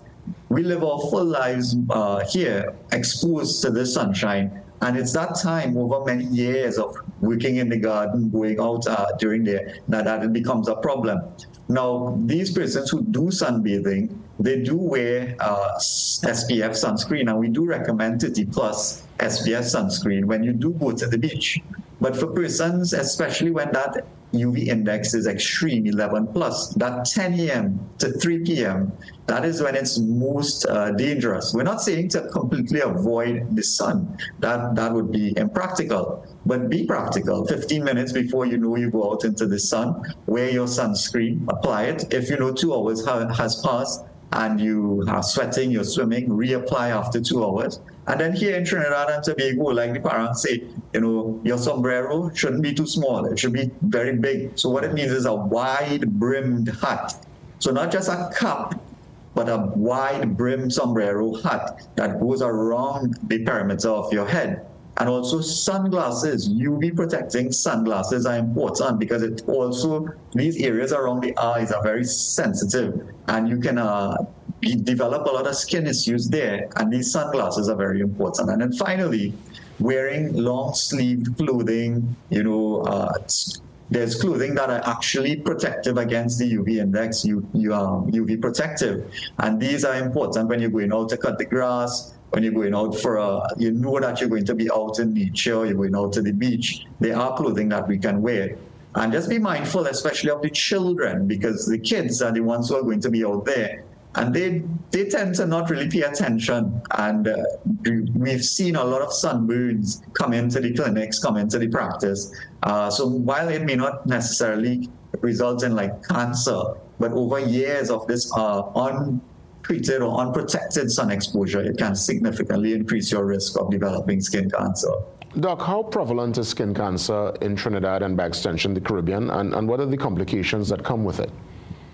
Well, the good news is that it is not so prevalent, right? So it's still not in the top 3 or even top 5 cancers for both men and women. However, that report that came out in 2020 from the National Cancer Registry is showing that it is rising. So that's an alarm for us here in the Caribbean, that while we do think that there is a genetic protection in many aspects, we do see the incidence and prevalence of skin cancer rising. And that's why we are here as primary physicians or dermatologists out here recommending these protective measures. Now, the other thing is, the good news is that the 2 most common types, which is basal cell carcinoma and squamous cell carcinoma, are not really genetic, but the melanoma has a high genetic risk factor. So if you know you have a relative or a loved one, family member who had melanoma or has melanoma, you should be, one, paying closer attention to your skin and the lesions in your skin, as well as using these protective measures. Many persons may know of melanoma due to Bob Marley, the famous reggae artist there. Yeah. Let me ask, for our brothers and sisters, our albino brothers and sisters, are they supposed to give themselves an extra layer of protection? Because I mean, I know they're going through that particular change. We see it on the skin. But I'm trying to figure out what's their exposure to the sunlight. Is it more impactful on them? Yeah, it is because thankfully melanin is actually protective, and you do find lower risks of skin cancer in persons with more melanin. So the darker you are, the more protected, but that does not mean that you are completely protected. So we want to demystify that misconception. But persons who are having these changes in their skin, it is a breakdown of melanin, and they should be taking extra precautions as well, especially here in Trinidad and Tobago.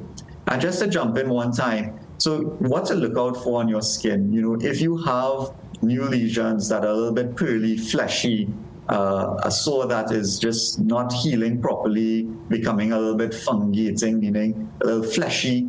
If you have a mole, new moles that are rapidly increasing in size and shape, these are the things that you don't sit and wait, because again, like with any other cancer, the earlier we detect things, it can be a simple treatment, like just removing a lesion, as compared to something that has spread beyond the skin. I want to ask something as we're talking about skin, and just to kind of shift away from the UV part of it. For those who use, let's say, bleaching creams or bleaching pills to lighten the skin, what's the risk factor with that practice? Oh yeah, so certainly, we want to move away from this, culturally, especially in Jamaica.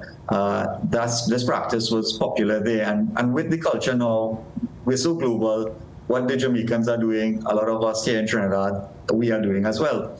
Now, I want to make it lucidly clear that any form of skin bleaching and these pills or skin bleaching ointments is very harmful and very dangerous to your skin. Many persons aren't aware, but the skin is actually our largest organ. It has so many functions. It's our first layer of protection. It's our first layer of defense against infections. That is why when persons suffer burns, chemical or physical burns, the main thing we are concerned of as physicians is infection. And when we bleach our skins or we use these topical agents or creams and these things like that, we are damaging that lining of the skin and making our defense weaker. So not only are you weakening and increasing the likelihood of getting infection, you're also increasing the likelihood of skin cancer because you're damaging that protective layer. So now the sun, especially when the UV index is higher, when that skin lining and that damage those epithelial layers and damaged in the skin, it's more likely to be exposed to these higher UV index. So please, Trinidad and Tobago, and for everyone listening, this is a practice that we certainly do not recommend. It is against medical advice. Yeah, and as much as we might see celebrities doing it, as they say, their experience and live reality and what they have access to might be different to ours. So I think it's best we leave it alone because not nice. It's really strange that people who lighten up and you want to know how, and I know there might be some kind of side effect to such action. We have seconds remaining. Any closing remarks, Doc? Look, go out there, July, August, get active with the kids, especially as they are on their vacation break. Have fun, go to the beach, be outdoors, visit sweet Trinidad and Tobago. But in doing so, I just ask, as from a family physician perspective and the Trinidad and Tobago Cancer Society, to protect your skin and have fun in the sun. Thank you, Trinidad and Tobago. Dr. Vasan Basdio touching base. It's UV Awareness Month, so we'll continue with important conversations for the entire month of July. All the best, Doc. Thanks for coming on. Yes, always a joy to touch base with Dr. Vasan Basdio. Up next, we welcome our author. Yes, Joel W. Frederick steps in to give us details regarding the explicit art of walking.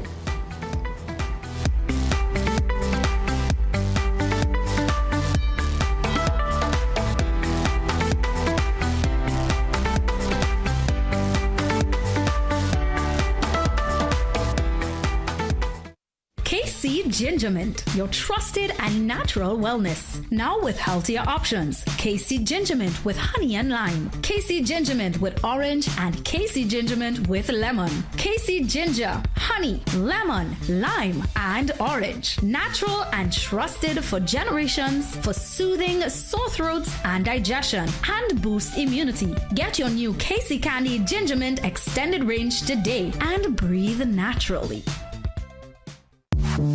Period nights don't have to look like this. Move less, wake up to change. So change for a real night's sleep with Always Overnight. Its 3 times protection system absorbs, locks the fluid, and keeps it away from your skin. For protected nights without leaks. Always. Step into ABC Doors and Windows, where quality meets variety. Discover premium wooden, steel panel, fiberglass, and steel security doors alongside aluminum, UPVC, and steel windows designed for strength and durability. At ABC, we're always a better choice, delivering products built to last and service you can rely on. Visit our showroom at 1 Chanka Trace, El Socorro South, or call 638-7184 to make your dream home a reality.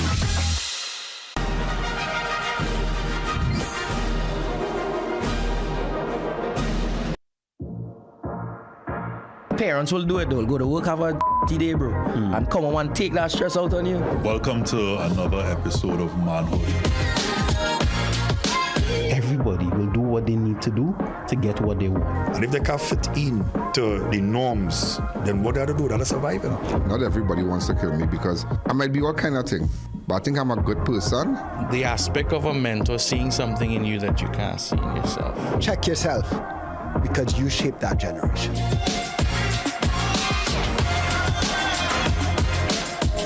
Are we losing in many ways the values? Since I have this Parkinson's diagnosis, there's a group, a very small type group, who will always look after me.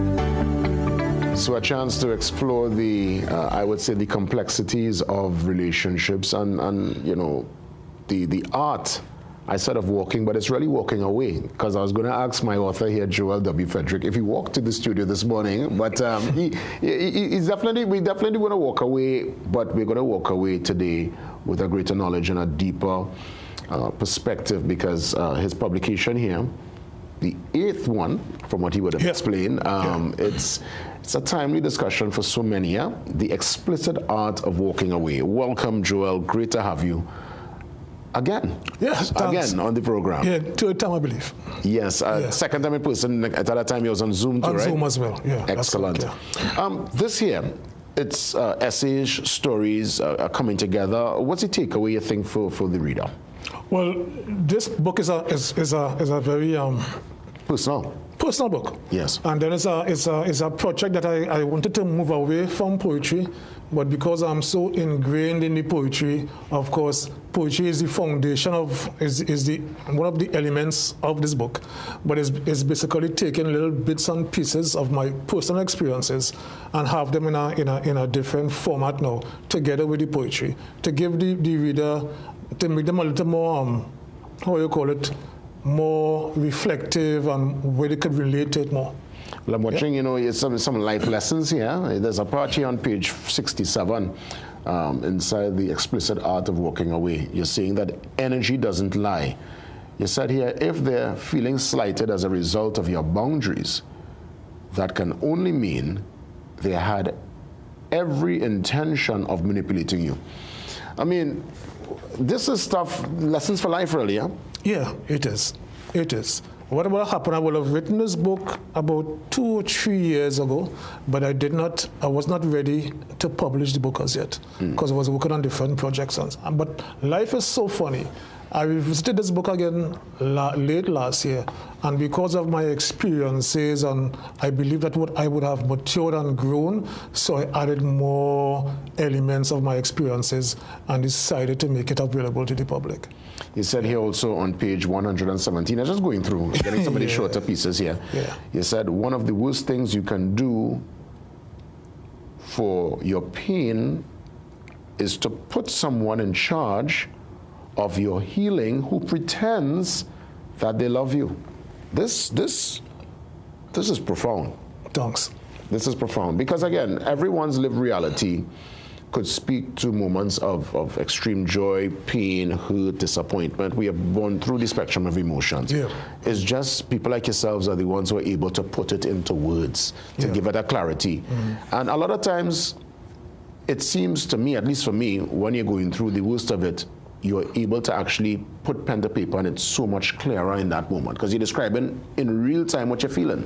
Yeah. To me, writing for me has always been a healing process, because you might agree or not agree with me, men do really have that avenue to really express their emotions in a healthy way. And I have always, from since a child, gravitated towards pen and paper, where I will have expressed my emotions in my own world, So it has always been a very cathartic experience for me, writing. Yeah, of course, and a lot of people, that's where they get their healing. And as I said, it's some of the greatest art, the greatest work would have come out of pain. Yeah, exactly. It would have come out of pain.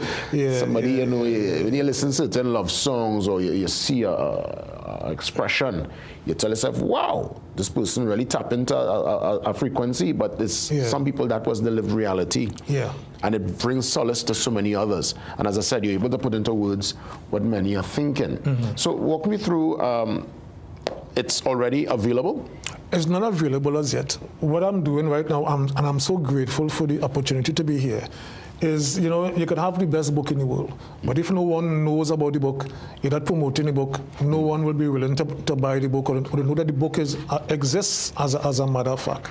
So, of course, I appreciate this opportunity just to promote the book. So I don't have a publishing date as yet because I'm really just going through the promotional phases, the marketing phases. But of course, I intend to have the book published before the end of the year. Excellent. Yeah. Excellent. There's another one here on page 99. It says, mirror. You said sometimes we need to break up with ourselves because maybe we're the problem. You hear the heights now. Now one needs to really, even myself, work in progress still. You have to sometimes look at yourself and come to terms with your own self then before you make that step to bring somebody else in the space. And that's one of the hardest experiences, to really look at self, Yeah, and to be really honest. Yeah, it's all about growth and maturity, of course, and of course, it's about experiencing who you have been and who you have become now, because it's all about centering yourself and becoming a better version, because all of us have faults, but not most of us are willing to accept and account for those faults. But because you get older now and you realize it, you jump from one situation to the next, probably you have self-respect. And take a look inward and say, oh, probably I am the problem. But you know, some people, you know, the branch already been and they tell themselves, well, you know what, this has been my mode of operation for my entire life. You can't change. This is me, accept me as I am, you're changing for nobody. No. That's an immature way of looking at it. Okay, yeah. It's an immature way, because we all have room to grow. We all have room to change. And thinking that that's how it is, you know, Trinidadians, that's how I is, you know, that's how I is. No, that's an immature way of thinking that. And that's why these conversations are so important, because I used to use that argument, you know, this is me, you know, accept me as I am, and I realize in my quiet moments that probably that's not the way. Yeah. Wow. Well, let me tell you, we're going through again with some more. There's a part here on page 19. It says, stop it. Yes, you are hurt, but you've allowed your hate to have such control over you that the idea of being happy is such a heavy burden that you rather sip wine with your depression. Stop the foolishness. Stop it. You want to elaborate on this particular word of advice? Well, most of us go through certain situations in life where we are hurt, right? And then for some reason or the other, the hurt wounds us so deeply that we hemorrhage that hurt onto other people, you know? And then it causes us to go into a hole where we don't heal. And we walk around with that kind of chip on our shoulder, and everyone that we get in contact to, we tend to bleed on, you know. So it's all about this book. It was a healing journey for me. Yeah. Because of course, life experiences will have dictated that I come out of that hurt. Yeah. And come out of that of those experiences and try to live life that was intentional, and because happiness is intentional. It is. It is intentional, because no matter what you go through in the past, you know, you can't help that. But you have to take account of how you heal from that and how you move on from it. And I've recognized too, it's a personal journey. One must be happy within themselves. You can't throw your happiness, or at least depend on it from somebody else, because if that source is gone, you're not happy anymore. Yes. So exactly. Yeah. As we look to wrap things up, Joel, how can folks keep in touch with you to know when is the release date, and just to probably even grab some of the other publications? Sure. So they can keep in contact with me, because I'm on Facebook every day under my name. I'm also on TikTok under Poetry on Purpose, and then I am on Instagram as well under Poetry on Purpose. So just keep following the page as much as you can, and I will have a release date very soon. Incidentally, I'm having a screening as well. Also just completed my first documentary encompassing around all the interviews I will have done relative to this particular publication. Well, so I'm going to have a book launch and a documentary screening as well. Joel W. Frederick. What's the W? What the W for? Wendell. Wendell. Yeah. Nice, man. Well, wonderful. If you go. Well, hey, you're a winner. I can tell you that. You've won my heart with this book. This is some serious nuggets, advice for life for those who would have been through the ups and downs. That's the life, you know, and it's just how we learn and how we progress from it. Great stuff, and a fantastic way to end today's program. God spare, I'm back for more tomorrow, right here on The Morning Brew. Have a safe one, TNT. Thank you.